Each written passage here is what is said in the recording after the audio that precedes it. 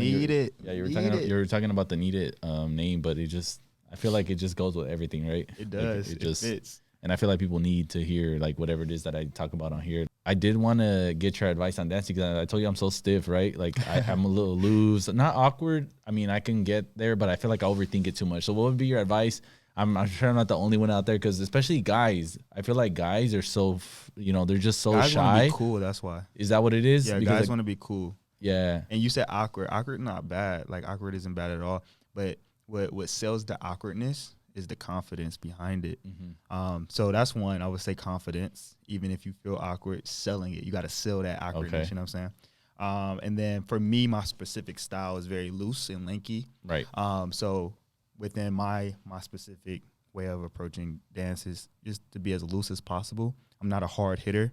I could if I needed to, if you place me in that realm, but that's not my go-to. Okay. And that's more so not my comfortability, but being loose and being lanky, being long is what, I move naturally in. And in order to do that is to be loose. Yeah, that's and fire. Relax. Yeah, I think I wanted to for sure talk about that because, I have different people that I'm bringing on. I have like a chef coming soon. Yeah. I got you. So I'm like, I got a chef. I got a dancer. We need the tips. We need all the tips. If you guys see me dancing a little bit better. No matter what you do, if you 100% are confident in it, it can be the weirdest move ever. Right. People going to be like, oh, yeah. He knows what he's doing. Yeah, exactly. Yeah, I wanted to kind of get in there. So now if you guys start seeing me like doing my thing, like wherever I'm at, you guys know who inspired me. Dario. Yes, sir. Show the hat towards the camera. From Detroit, though, so maybe I don't want that. That one's a Washington one, right? Yeah, that's Washington. You might get some hate. It's Walgreens. You always wear the D hat though, right? I do. Yeah, that does look like the Walgreens W though. Yeah. All right, so Need a Podcast. Super excited to. You know what? I'm tired of saying that. I always say I'm super excited. I need something else to say. But you are super excited. I really am super excited to do this podcast because I think it just shows the depth, the network.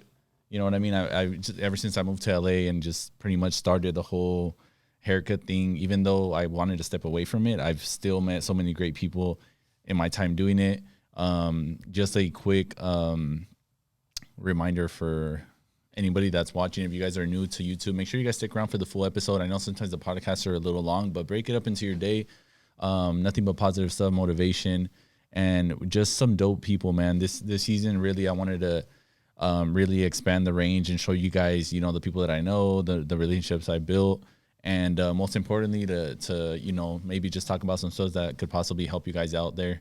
And I think at the end of the day, if I do that, I'm already, accomplishing something big. So my guest here today is he's an artist, he's a professional dancer, just to name a few. He's a visionary, an artist really overall, from Detroit, Michigan, Dario Boatner. What's up? Hold on, we need a Oh snap! We got the effects on deck. We got the audience. Dario Boatner from Detroit, Michigan.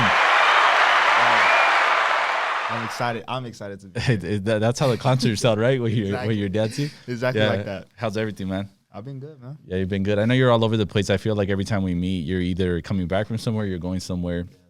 For those that don't know, just kind of, I gave you a little introduction, try to do my best, but just go ahead and let them know if they don't follow you. I am going to link everything down below, but I definitely want them to check you out because, you just got some dope feed. Ever since I followed you, you're always posting some cool stuff. So go ahead and explain a little bit about what you do and really who is Dario Boatner?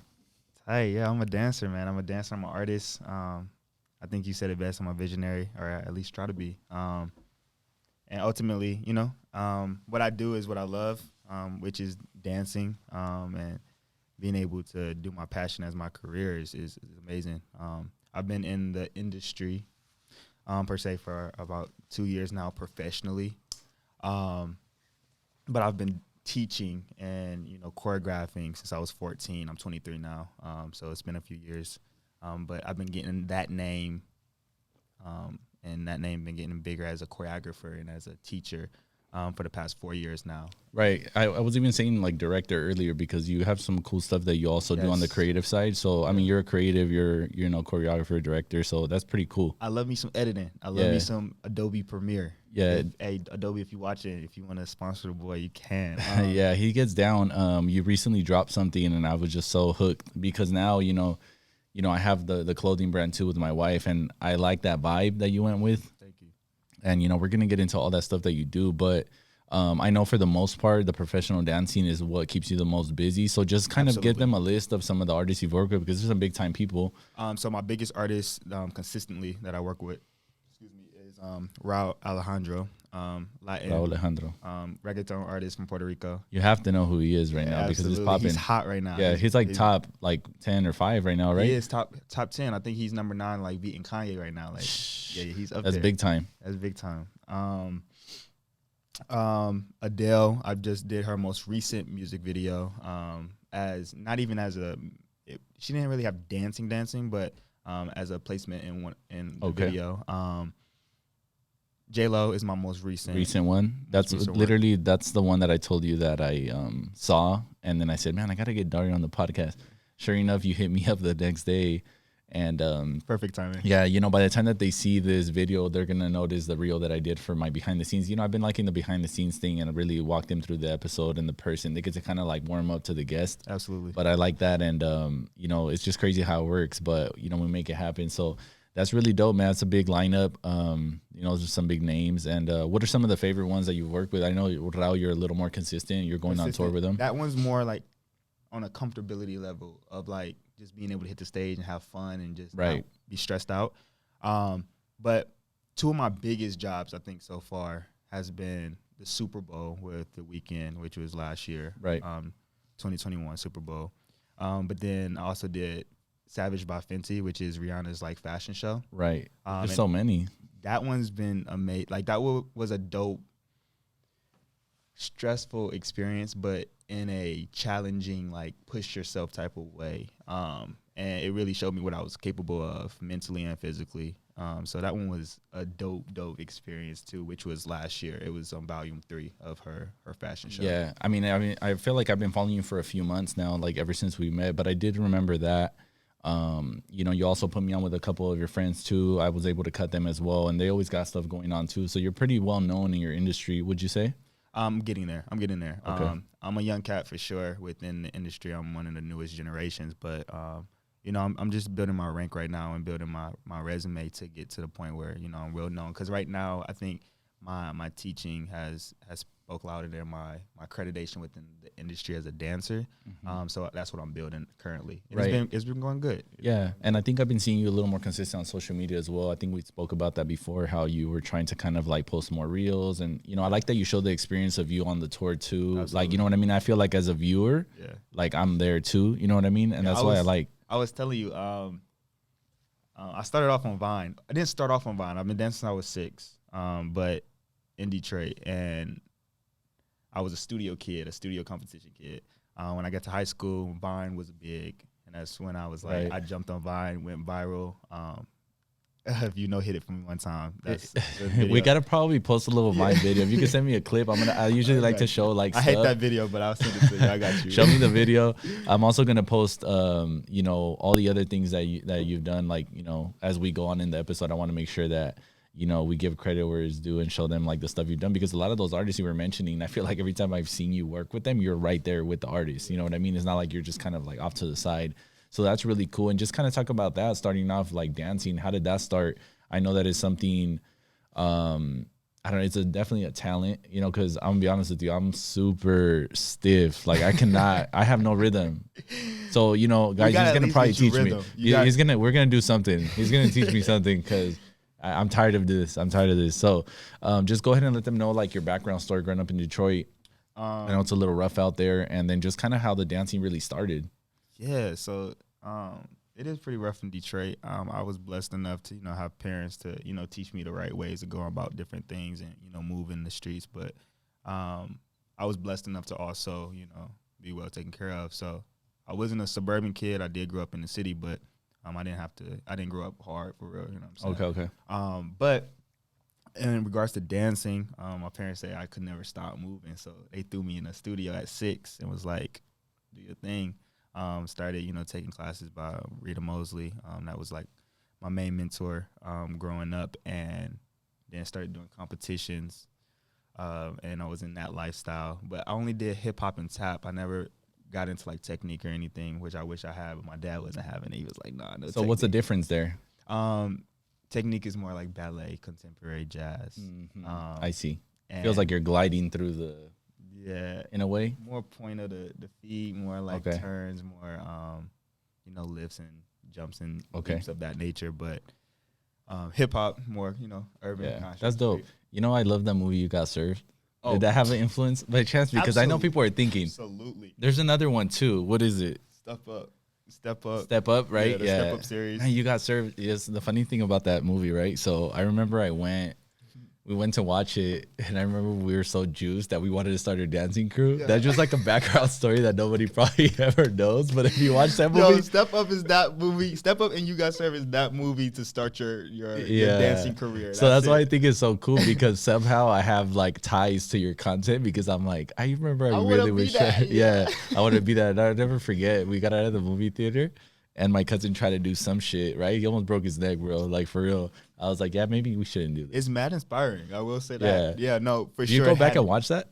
Absolutely. Like, that was, at the time, that was the how we wanted to be, like, growing up. Right. Like, I wanted to be Omarion and You Got Served. Yeah, and the swag, too, man. I mean, I know a lot of the fashion, because we're into fashion, too, and I know a lot of that's kind of, like, coming back in. Yeah, the baggy, you know, and, it's funny, speaking about that, I recently just started getting, like, the baggier jeans, and I would never think, like, a couple years ago, it was all skinny, right? And I can't believe I ever went skinny, to be honest. Now you go back, and it's like, bro, I can't breathe in these, for real. And it's just so much more comfortable, man. So we got to put you guys on. And even talking about that, I know you have your brand, so go ahead and just talk about that. I know you got some stuff here. Yeah, I actually definitely brought you some socks. I have a brand, Definition, by Dario. Definition by Dario. I like that. And basically, I'm link these down below, guys. Please do. DarioBoatner.com/shop. But basically, I wanted to create a brand that didn't have my name on it. Definition. It can apply to any field, any direction, but I wanted it to stand for people who, are artists in any field. Like, it can be extreme sports. It can be, you can be a painter. You can be a dancer. You can be an athlete. Any field where you feel like you are defined within that field, like, and you can amplify yourself within it, and you know that, like, it doesn't make you who you are, but you apply so much pressure to that field that you're defined within it. That's what it represents. Yeah, that's so dope that you have all that meaning behind it. And sometimes too, I compared it a lot to the Active Faith brand, and I told you about that when we met too. Absolutely. We got the cut and sew thing going on, everything from scratch. We're taking more of our time with it. We want people to understand that it's very like, we really cultivate it. You know what I mean? It's not just something we slap our name on and absolutely not. It's about the quality. That's what I wanted to amplify when I started the brand. I didn't want it to be a quick. No, for sure, I want it to be quality. And shit takes time, man. I mean, right now I'm getting ready to drop some new stuff, maybe like in a couple of weeks, and it's like the anticipation is coming because we're excited, but we really want to let you guys know that this shit takes a lot of time. And even with Active Faith, like the meaning, having pretty much remaining hopeful for a positive outcome. I feel like I always have that in the back of my head, and that's kind of what we have behind the brand. And it's been good, man. I feel like people understand. Really, with me, even though like you didn't start it that long ago, right? 2020. 2020. Yeah. Okay, so it's been like 2 years, roughly around the same time as us. And with us, we wanted to just like I told you, take our time with it and really get people to understand that okay, it is gonna be more expensive, but the quality's there. There's more meaning behind it. And I feel like a lot of those check marks are actually off. Like people understand that already. It's just being consistent with it, investing in it. The way I viewed it, and money is always the topic of conversation when it comes to buying things, right? Any brand. But like when you hold on to why it's that valued at that price, I think people will respect it. Right. You pay, and I modeled my marketing and my business plan behind like Supreme or Bape or Fear of God. Right. These high quality brands that people will buy resell. I actually got the Fear of God right now. You got the Fear of God on right now. I got the Bape one right now. There you go. But people will pay $1,000 for a resale. Yeah. And the question is why. You know what I'm saying? It's the why. And the why is the quality is there. and they put that respect on their value that now you have to respect it too. That makes you want to buy it. And it's crazy, you know, because a lot of these brands, they do have that resale price, so people really aren't even getting them at the value that it's at. Yeah, they're getting it for the price after that, and not even that. Sometimes even worse because there's a third party involved. You know what I mean? So, you know, that's a level we want to be at. And I think, you know, as long as people see that and they believe in it and they support it, man, that's how we're going to get there too. You know what I mean? Sometimes a lot of these brands you're never going to meet. You're never going to really have that like connection with the owner. And with us, I feel like we do have that with our people. We're right in front of you. Yeah. And we're going to get to a point where we're not going to be touchable anymore. Right, you know what I'm saying? But we're here now, you know what I'm saying? Yeah. And like I said, as long as you put that respect on what you have going on, other people have no choice but to respect it. And I think the important thing you said was the why. And I think once people get to understand and actually pay attention to the why, they're going to be like, okay, they don't mind. And it's dope, man. I feel like when I started seeing people buy it in the beginning, I was like, damn, they understand. They're starting to pair it with designer stuff. Yep. And that's how, you know, we're where we need to be, because people already get the idea that, you know, what if I'm going to wear activated definition and I got to rock, you know, the Prada bag or the Louis, and so on and so forth, man. So that's really cool that you're doing that. Like I said, I'm going to mention all his stuff down below, so make sure you guys check that out. I know you got some cool things cooking up. Yeah, I just switched to cut and sew as well, which, you know, is a different bag, a different process. Definitely. But yeah, some stuff is coming, and yeah, please stay tuned for that. Yeah, man, you guys got to check them out, and I want to really, you know, highlight the people and everything that they're doing too, because you know, a lot of people are probably just gonna see you as a dancer, but they don't know all the other stuff you got going on. Exactly. So, which is dope to me as well. Yeah, I like the hidden things that you wouldn't find out until like podcasts like this, interviews like this. You really know where like it's not too upfront, but when you do find out, you're like, oh, that adds. Yeah, like I relate to them so many different ways. You know what I mean? So that's really cool. I know you're heading out of town tomorrow. So how is the tour life? Where are you headed? Argentina tomorrow, South America. Yes, sir. So just give them a rundown. I think people want to feel like, what's it like to be in Dario's shoes? You're with these big artists. You're in front of this big stage. You know what I mean? I was always shy, bro. Like I've always been shy. Probably still am. I don't even know how I'm still doing the podcast, honestly. But we're facing our fears, and like you're in front of all these people, man. How do you keep it together? Like I said from the get go, like dancing has always been my passion. It's not a job to me, and so anytime I'm able to dance, my dad's biggest thing. Anytime I got stressed out over a job or got stressed out over a situation within dance, he was like, "Are you having fun though?" And if the answer was no, it's like, why am I doing it? Mm-hmm. But anytime I touch the stage, anytime I'm able to perform, anytime I'm just able to dance, I'm having fun. And if I'm not having fun, I have to question why. Right. So in the case of like touring and being able to, you know, dance consistently and perform consistently, I'm having fun. And it's been a road, like and also energies around that, like dancing with genuine people is dope too. And that's what this camp is. It's very much the vibes. Like, yeah, I feel that, man. And you're in all these places. You say you're going to Argentina tomorrow. You're doing the little South America tour, right, for a few days, few weeks? Yeah, we go to like Colombia, then we go to like Chile, and like a few different spots. That's dope. And I mean, it's just cool to see that you're having fun with it. I think when it comes down to passion, a lot of people have trouble finding. I mean, I don't know. Can you find what your passion is? I feel like listening to your background story, it seems like your parents really pushed. They believed in it, and it seems like, you know, you go back to your dad. So how important do you think that was for you? It was absolutely important. My mom was, you know, both of my parents' biggest fans. Like, they're like my number one fans, but my dad supported it financially, while my mom also supported it financially, but she was there every like weekend. And then my dad, he was like, all right, bet you really in it, bet I'm gonna be there every weekend as well. Like that support of just knowing that I was passionate about it and then I was committing to it allowed them to be like, oh nah, like we're investing in you. We're gonna invest in it too. And then they stayed invested in it. And that was something that, as much as I have other endeavors and other like stuff I wanna get into that I love, dancing has always been that consistency where it's not about the money. It's not about how big an artist is that I'm dancing with. It's about just the love for it. Dope. And that's what they embedded in me. Yeah, that's respect, you know, for you to do that and for you to keep up with it too, man. And it's good that you made them proud. I'm sure they're looking back. You know, I know you posted a video, right, where it's like a VHS tape. Yeah, yeah. It was like some old shit, right? Yeah, it was but Christmas, the Christmas video. That's dope. Yeah, it is. Like, walk me through that video. I forgot. Maybe I'll try to post a clip, but it was really cool because you really see it at a young age. Yeah. And I know people got kids out there that have so many talents. You know what I mean? So, like, what would just be your advice for anybody that maybe does have a kid or maybe is in a situation where maybe they don't have that support, but they know that they're passionate about something, doing what they love. You know what I mean? I was fortunate enough to find my passion so early and stay consistent with it, because I know people, they find their passion and it switches and they may fall out of love for it.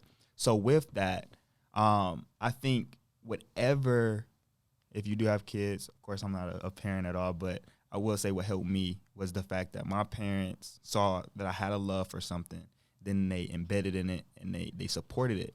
In other cases, if maybe you do support it and maybe they fall out of love with whatever it is, if they do make that switch, just give them everything they need in order to stay in love with it, one, or find a new love for something else. Just give them what they need so they can fully understand it and fully like commit to it. Okay. And then be like, have them give that just overall understanding of it, so that you never can say like, oh no, I didn't give them like. Right. Yeah. And sometimes, you know, you don't want to ever be in a position where later, you know, you're kind of getting the backfire from that, where it's like, well, I didn't get to do this because of this reason. You know what I mean? Like as a parent too, I feel like I'm paying attention to what my kids like. And, you know, of course you want to have some say, but some people feel like, you know, if somebody was in your position and you wanted to be a dancer, they'll probably be like, Dario, you got to go to school. You know what I mean? Exactly. Some people are stuck on that. And right now I feel like we live in a time where we really got to expand on our potential and kind of go after it, man. There's so many opportunities out there. And maybe a lot of people that think, oh, I'm good at dancing, I'm not going to ever do anything with that. You know what I mean? I feel like I was an artist at a young age. Financial is always a thing. Yeah. Financial is always the determining factor. But if you really love something, money really isn't. It'll come. Problem. It is going to come. You have consistency. Yeah. Consistency. Don't look at the money, the price tag, and be like, I can't make it happen. Like, fall in love with it genuinely, like, off of the love for right. it. And that's very cliche, too, how you say consistency. And I really want people to dig a little deeper with that. No. Like, what does consistency really mean? Because like, it's like there's steps in between that. I understand that, and people say consistency so often. Right. And so you're like, often. okay, I've heard that before. But so no, how can you break that down for you? Like, what does consistency I'm big consist on of? examples, right? When I moved to Orlando at 18 for college, I went to Motive for the first time. Second day in, took Marley Hightower, my good friend Marley Hightower's class. The next week they asked me to teach. I had a decent class. They had me jump on as a consistent teacher, and within those first few months, maybe the first year, my classes weren't that big. I think I was pushing like 10 people a class. But I knew that consistency would get me to the 40s, the 50s, the 60s. And if I didn't stay consistent, if I stayed in and out of teaching, I would stay at 10 people a class. For sure. But consistency led me to getting more people, even though it was hard dealing with 10 people at a time, which is not that bad. Like a low number is not that bad. No, it's a nice, like, intimate class. Exactly. But people don't value that as much as they would want the numbers. Right. You know what I'm saying? But valuing the small things so that when you get to the bigger things, you can always go back to that. But consistency will get you there. Yeah. And if you don't have consistency, you can't make it to those big numbers and those big crowds. And it isn't always about, like, I mean, of course, in the beginning, you want the numbers, right? But I feel like if you are consistent with it and you're doing it out of love, later on, those 40, you know, you get to the point where you have 40 people in your class, you could go back down to 10 people and just charge more. And now it's just more so like you enjoy the smaller crowd and the ones that are willing to invest in themselves, I would say. Watch this. It's nothing that wasn't consistent that lasts. And what I mean by that, you have your one-hit wonders, the people that blew up overnight. They weren't consistent. They literally just blew up overnight. Yeah. But the people who last are the people that stay consistent and made it to those big numbers. Yeah, longevity, man. The longevity is there within the consistency. For sure. I appreciate that because I think I tell people this all the time. Everybody's capable of a lot of things, right? Like a lot of people things are going to happen for them. Like naturally, I feel like as humans, we're always going to have those moments where some shit happens for us. That's great. Yeah. But I feel like over a long period of time, if you want success, you do have to, you know, not put your feet up, keep going, you know what I mean? Do things, you know, out of good heart.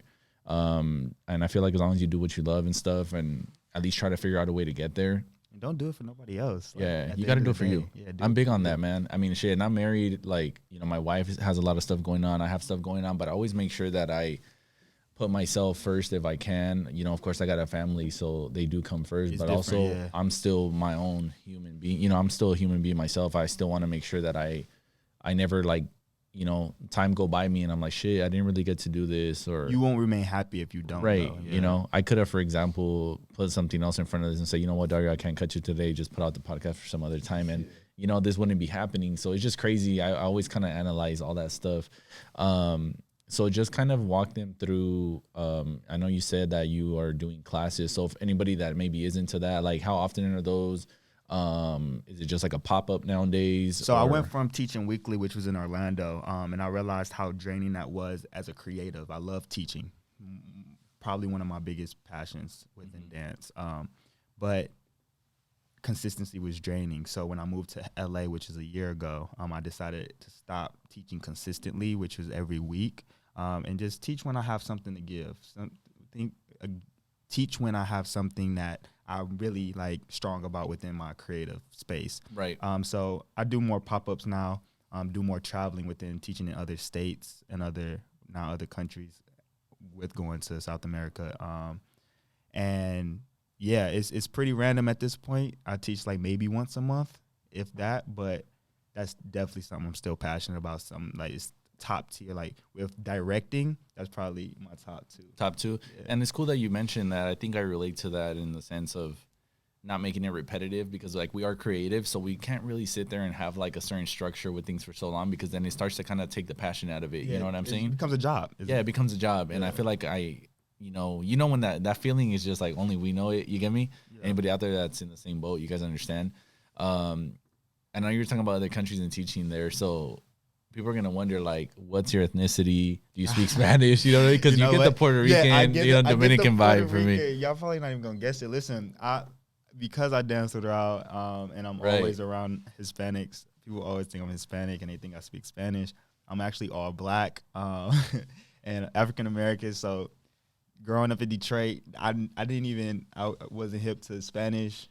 I wasn't even around a lot of white people. Please tell me you learned something already. Sorry. I have not. No? And I get dogged for it every other day. I'm sorry. I'm bad. I don't even know English. So, like, learning Spanish is hard for me. I'm sorry.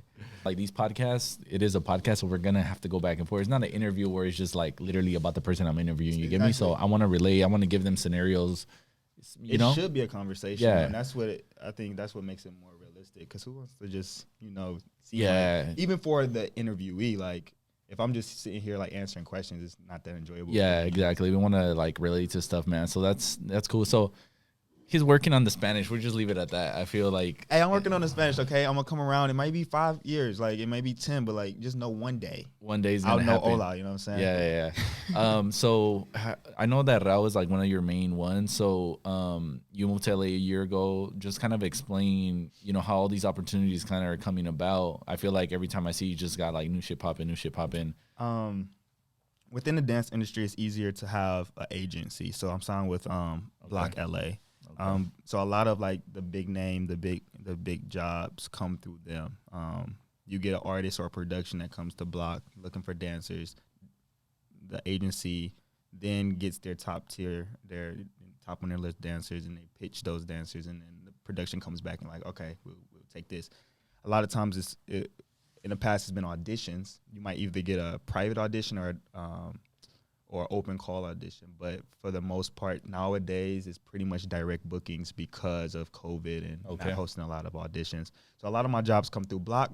Then I do get a lot of direct bookings where they come directly to me, and then I go from there. Right.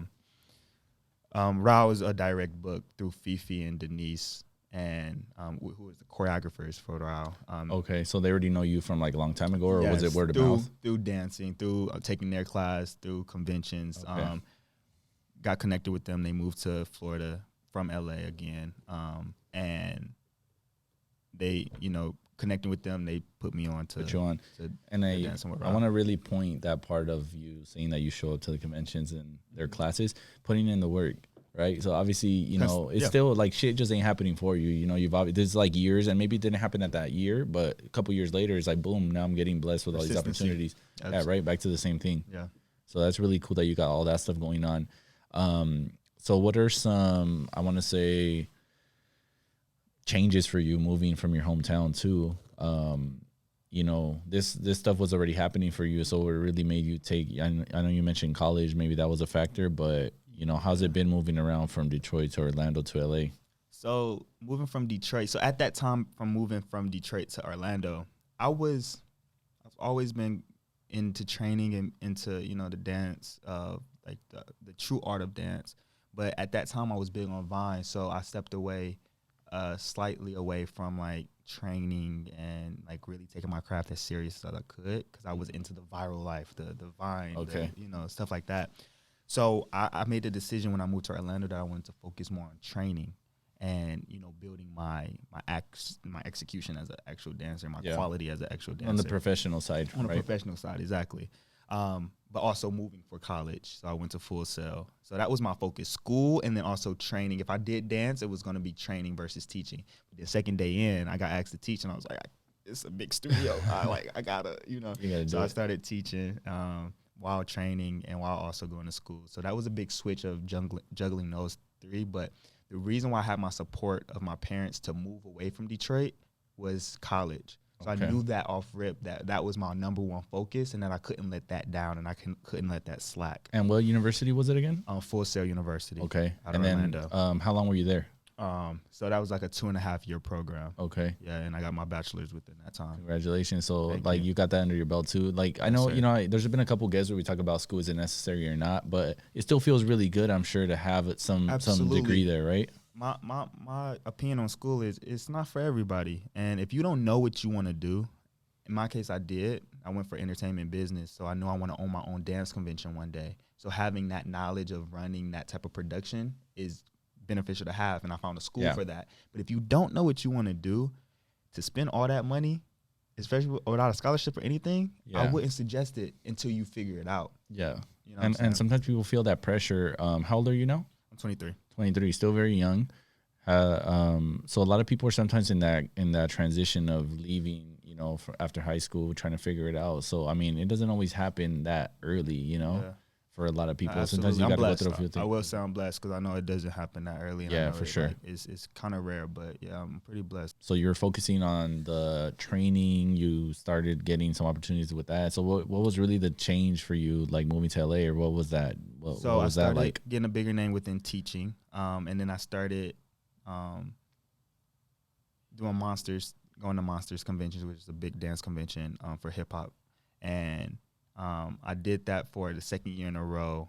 I started in 2018. My second year was 2019, and I got casted. So they do this big show at the end of the year, and I got casted to do that show in 2019, which this show is like big because some of the biggest choreographers in the world are alumni or went through the process, or they're part of the family of Monsters. So they choreographed this big show, and you get to work with these huge choreographers along with 15 other strong dancers in the industry in your generation. So we throw this big show at the end of the year. And after that show, you get connected with a lot of different people. And that's when I realized, like, dang, like, I need to be in LA, because I was getting connected with these choreographers who were saying, like, yo, like, you need to be in LA to make it happen, to get booked. Yeah. Because it's a struggle to be in one state and then have to fly out for a job that's tomorrow. You know what I'm saying? Because a lot of shit's spontaneous too, right? Exactly. We talk about that too. How you tell me some stuff, you have like certain plans, but then there's so much stuff in between that comes up, like randomly. Like you can have a job literally in 2 days that you just got hit up for, and to see if you're available. So it's just unrealistic to be in one state and then having to go to it doesn't make sense. You know what I mean? And then plus it takes you out of your routine and stuff. It's just good, to have everything around you here in LA, which I think that's like one of the biggest plus. I feel like out here it's so easy to network, because at any given moment you could run into somebody, or you could be good, hit up with an opportunity. And I think that's what I've been able to do, through cutting, even behind the scenes a little bit. Like my clientele list, you know, they're doing a lot of great things, and it doesn't have to always happen like where I cut their hair, but I know that those connections are there, made a good impression already. Word of mouth is important out here. I feel like, you know, that's kind of what builds the social currency. So that's really cool. And I mean, I feel like you're never here though. I'm never here. Honestly, this past January was the longest I've been here in one given time. Oh, actually, in August, that's when I did Savage by Fenty. So it was here, right? It was a job that was here. It was here, yeah. Okay. But not, yeah. Unless I'm doing a job here in LA, I'm pretty much like, I'm out. Yeah. He was telling me too that he's just used to the 5-hour flights at this point, right? Yeah, the 5-hour flights are nothing. They're if nothing. they're anything more than that, I'm like, this is a long flight. Anything less, I'm like, this is a bonus. Yeah. Well, I know you were telling me about the Argentina flight. So I want to go out of the country soon, man. So have you been that far before? I haven't been. This is my longest travel day. It's 20 hours. Yeah. 20 hours. Sheesh. It's like literally a day. Like, this is not my first time being out the country because I lived in Detroit, and Canada is literally across the street for real. Okay. So I've been to Canada, but like, and I've been to DR, but this is my first time like going to a new continent for real. Yeah. And South America is like huge. I feel like a lot of people go towards Europe first, not so much South America. Yeah. But COVID messed me all up. I was supposed to go to all those places, but COVID right. Like, it's good though that you're still working your way through that. I feel like, you know, you're still getting hit up with opportunities. You're still making stuff happen. Sometimes a lot of people put a lot of butts into things. So I want to say like what really keeps you going. You know, I want to kind of touch on that. What keeps you consistent? Because obviously it takes a little, you know, one thing is putting in the work, having the discipline, but I want to say like, you know, how do you just kind of get up and continue? Because it's only what you make it at the end of the day. I think not putting all your eggs in one basket maybe would be my answer.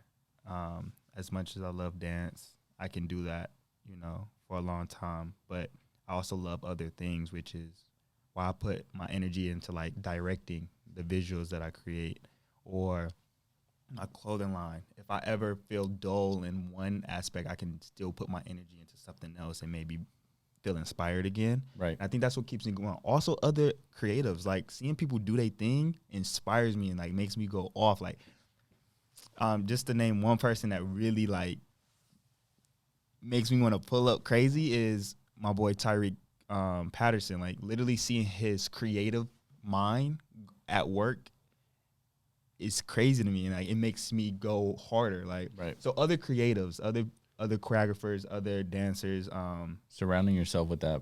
And that surrounding kind of energy, yourself, you know? your friends. Like I have friends that are dope as hell, and like I have a great friend group who inspire me to keep going harder. Yeah, you know what I'm and do saying? you feel like a lot of those people you didn't really get to be around them until you moved from your hometown? No, because I have a strong friend group within Detroit, FTB, which they're all different creatives as well. Okay. And that's home base. we all started dancing, but we all spread out to love other things as well within dancing too. Okay. But even that support is crazy, which makes me like, let me. Yeah, it's good to have that back home. I know a lot of people sometimes they kind of complain about like, you know, the hometown not really showing love and stuff. But it's good that you have that. It's good that you have a lot of inspiring people around you. That's super important. And I agree that is a big factor of why we continue. You know, it's like who are you doing it for? Who are you doing it for? You got to do it for yourself first. Right. Also, my parents. My parents are another reason why I go so hard, because I love making them happy.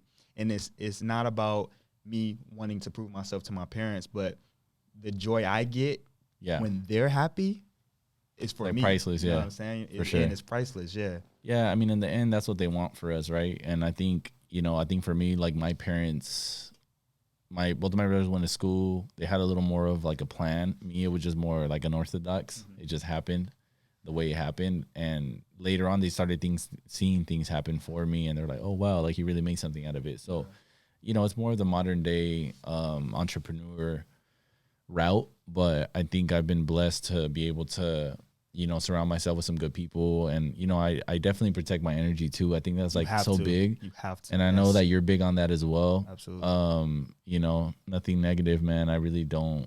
I like to really protect myself in my room if I'm feeling off. Like, I got to protect that. You got to. And then I like to really be able to like isolate myself too if I need that. You know, it's nothing bad. It's just I feel that sometimes you do got to separate yourself, get yourself right. And then, you know, you come back and go hard. I could say most recently I've been to speak just back on like directing, I've been spilling more money into that, because that's something that I can grow in a lot of aspects, but something that I love growing in and being able to like see how far I can push the limit. And that's something I'm fully in control of. Yeah. Versus within dancing, the dance world, the industry, you're not really fully in control because you're working under choreographers and creative directors. They have a plan for you already, right? They already have a plan, yeah. You're kind of just a vessel within it, which is dope, but it's dope to also be in control. And so within my own projects, within that, creating, that's what I want to do this year, is just create more of my own projects and just see how far I can take it for real. Yeah, that's super cool. You give that point of view too, where, typically in the dance world, like, there is a plan, you go in and you do your thing.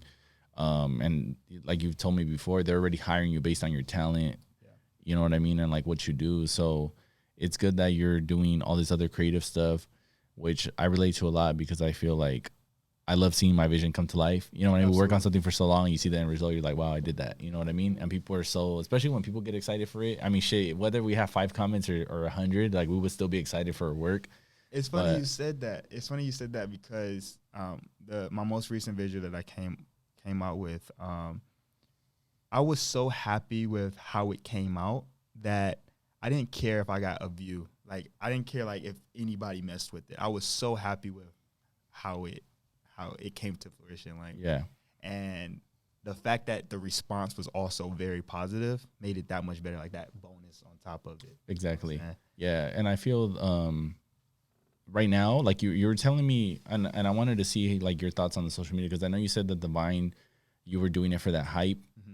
And a lot of people are doing shit for the views, and a lot of people are, maybe they downplay the fact that they accomplished something just because maybe it didn't have 50,000 views. It's similar to what I feel on the podcast. That's why you can't do it for that. Exactly. Yeah, this podcast, you're a new viewer to like my crowd, but I love when they stick around, they really learn something, and they get to see, and they comment that, like, that I already accomplished something. I told you that from when we started the podcast. Absolutely. Like, if we get to do that for one person, I'm good. It's not about the views, but about like the impact you're making on those few people. Because sometimes those 10 people that you really made a big difference. I'm talking about like they got up and really did something after they listened. That's like, you're really inspiring. You know what I mean? So is that kind of like what you're talking about? Absolutely. If you're doing it for a count or a like, it's probably not going to be as fulfilling.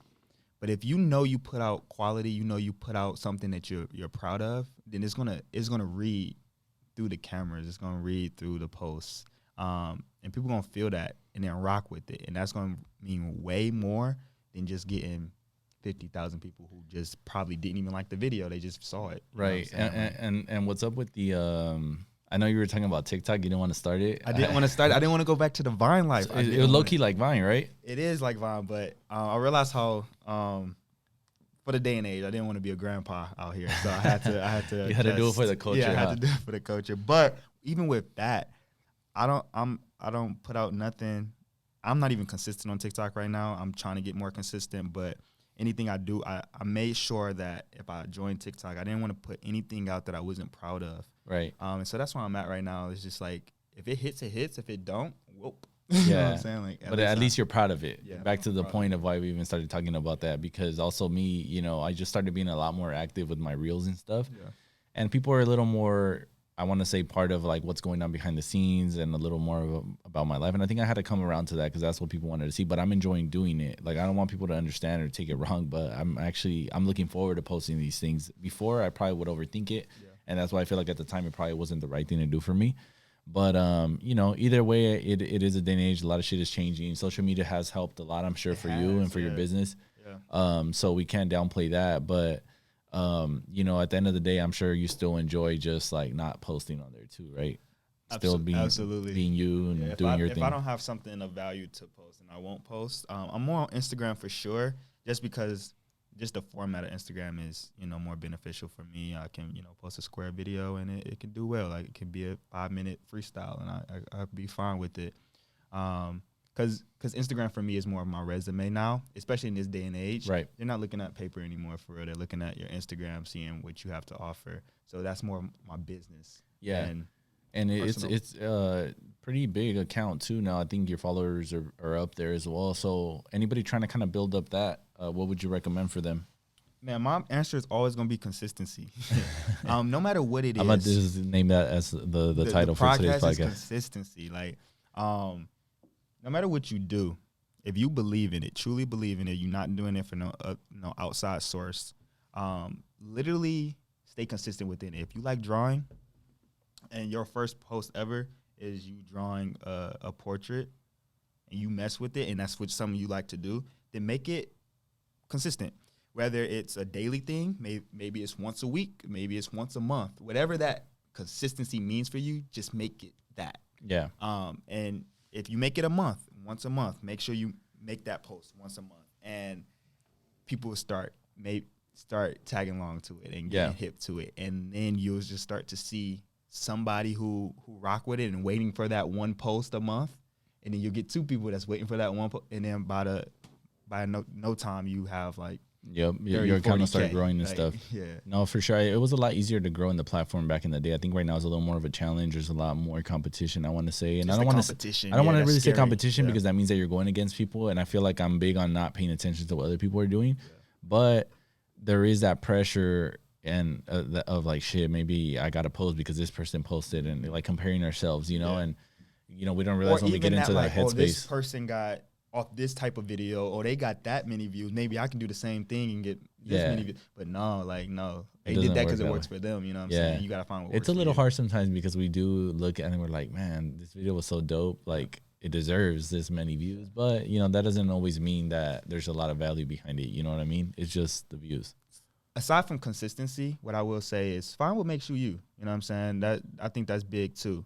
What works for one person may not work for you, but as soon as you find something that's niche to you and like people can gravitate to, and you like 100% being genuinely you, people will rock with that. Yeah, right. Just like even I'm telling you about the reels, right? I just started posting it, and people have always been driven to me, aside from cutting, like more on the motivation side and just like the inspiring side, the entrepreneur side, how I'm always going after something. So I feel like what I'm showing them now is, you know, a little more of how that comes about, you know what I mean? And giving them a little more access to my life, I guess you can say. But I mean, either way, it's good. I'm sure, you know, if people stuck around this long, you guys, this episode was good because I feel like there's a lot of information. And anybody out there that maybe is not, you know, working within their passion right now, but maybe they do want to jump out of their comfort zone, man, I hope that this episode really helped you guys. Do it. And don't worry about the money. Just do it. Yeah, just do it. You know, stop trying to make a plan. I feel like a lot of people make a plan, and it's so hard to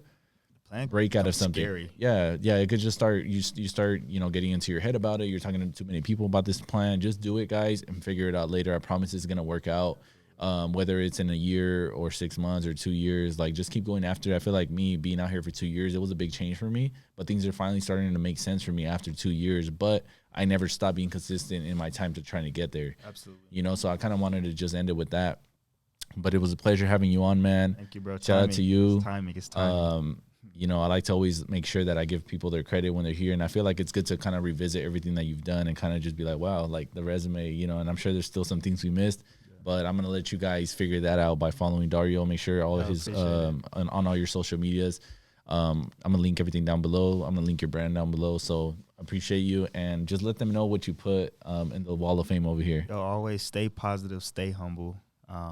And yeah, just love life, man. Yeah, love life. Yeah, he blessed the wall of fame over there. So that's like one of my favorite parts about this season. Just having like, that's like a memory there. You get me? No, I love that. Yeah, and everybody does different things. So everybody's enjoying that. So if you guys stuck around, if you guys are on Spotify and on Apple Podcasts on the road or anywhere, if you guys stuck around and watched the YouTube video, make sure that you guys comment down below.